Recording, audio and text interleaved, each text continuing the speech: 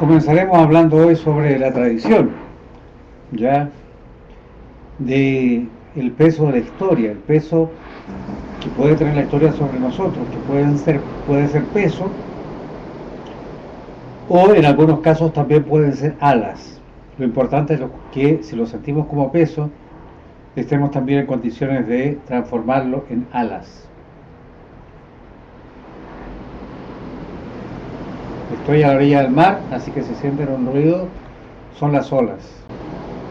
La historia nos pesa mientras no la conozcamos, no la aceptemos, no la asumamos y no la comprendamos como una experiencia positiva que nos puede servir para crecer. La podemos transformar en un motor. En vez de ser un peso, pueden ser alas. Y pueden ser alas. Hasta hace poco, como Isaac Asimov, pensábamos de manera determinista que podíamos modificar fácilmente la historia. Y pensábamos también que la historia tenía sentido, tenía una dirección, era un vector. Después nos hemos dado cuenta que es mucho más azarosa de lo que pensábamos. Durante la época industrial siempre pensábamos en simplificar, en reproducir, en masificar.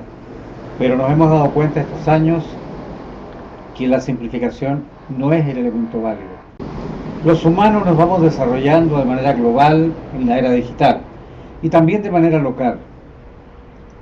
Las tradiciones mal comprendidas o aisladas mantienen a la mitad de la humanidad o poco más de ella aún en eras anteriores, y algunas mentalmente, a un porcentaje mayor aún mentalmente, en eras anteriores. Y esto ocurre tanto en los pueblos pequeños, en los sectores aislados, como en las grandes ciudades y en los lugares muy comunicados. Dentro de la heterotopía del hipermundo coexisten otras heterotopías. Estas heterotopías engloban a algunos individuos, a miles de millones, a miles. Otro ejemplo de heterotopía es, por ejemplo, la situación en Corea del Norte, que ha construido y vive en su propia heterotopía. Cuando planteamos procesos educativos, debemos considerar la tradición del alumno y del grupo de estudiantes que tenemos delante nuestro o en conjunto con nosotros o cercanos a nosotros cuando desarrollaremos o intentemos desarrollar nuestro proceso de enseñanza. No hay que olvidar que el peso de la tradición es muy fuerte, porque el peso de la tradición del estudiante es el que ayuda a la representación del conocimiento que tiene el estudiante, a su estructura conceptual, y allí es donde debemos intervenir. Aquí ven ustedes algunos de los filtros que la tradición coloca delante nuestro. La etnia filtra tanto por parte del diferente étnico como por parte de los que lo escuchan. La ideología también filtra, y filtra también en ambos sentidos. Esperas formar a personas de cierta ideología y esos asumen que tú tienes una ideología que también intentarás influir en su proceso de formación, en su representación del conocimiento. Los idiomas y los dialectos.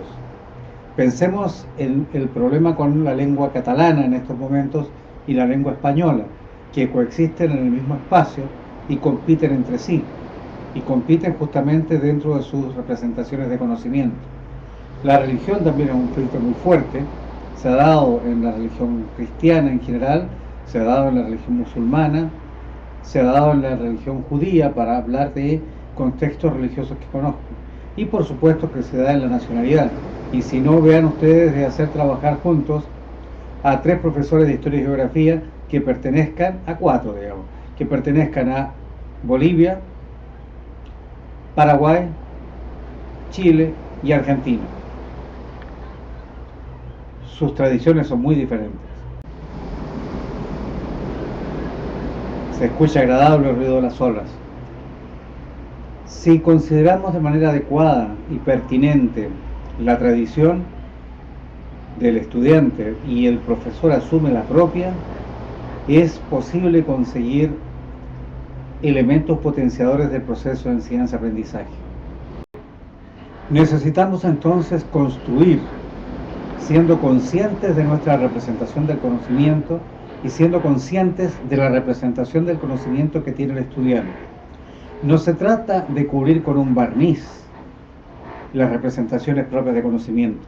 Se trata de conseguir que cada uno pueda generar su propia representación del conocimiento, utilizando tantos elementos los elementos de su tradición como los elementos de la era digital, los elementos que en este momento les son prácticos, les son útiles, se ajustan a su cadena de valores y son valóricos para mejorar a nuestra especie humana. Gracias. Cerramos entonces el tema anterior con las reflexiones que hemos hecho asociadas a las diapositivas que ustedes ya trabajaron. Muchas gracias, nos vemos en los videos del próximo módulo.